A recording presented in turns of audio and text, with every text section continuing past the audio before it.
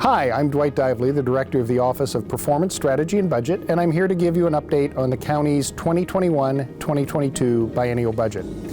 Since we talked the last time, we've had some good news, and we've had some bad news, and we've had some new news, and I wanted to share those with you today. So the good news is we got a new revenue forecast in late August, which, while still very bad, was a lot better than the one that we had been using in June. And that was particularly true for our sales tax revenue. So for the years between 2020 and 2022, the sales tax revenue forecast is 14% less than it was before we had COVID. But that's a significant improvement over what we expected earlier in the year. And that improvement means that the types of budget reductions we're going to have to make, while still very serious, are not as bad as we had feared a month ago. So that's the good news.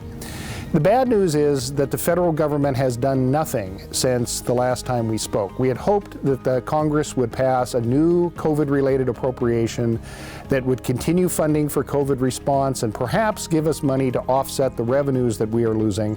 To date, that has not happened, and there doesn't seem to be a lot of indication that it will happen. So that's the bad news. We still are not getting support from the federal government.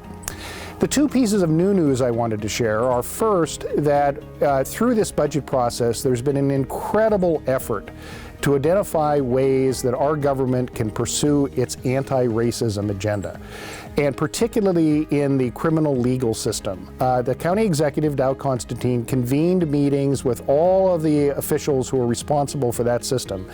And through some very creative work by each of those agencies, we have identified some exciting budget proposals that will come out in the county executive's budget on September 22nd, which will fundamentally change our legal system.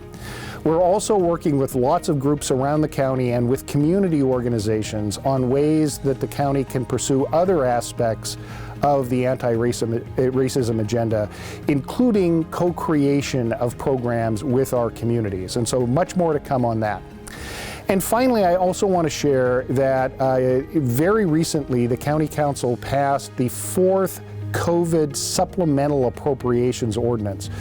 We received a significant amount of money from the federal government and a little less from the state government, most of which has to be spent this year. And so as we have identified needs in our community and in our county government response, we've had a series of ordinances where the county council has approved spending that money on a wide variety of things, everything from public health testing to de-intensifying our homeless shelters to rental assistance and food assistance for people in our community who are struggling. And so I want to thank all the county employees who are doing our COVID response and everyone who has been involved in identifying these programs, because they are making a real difference in our community.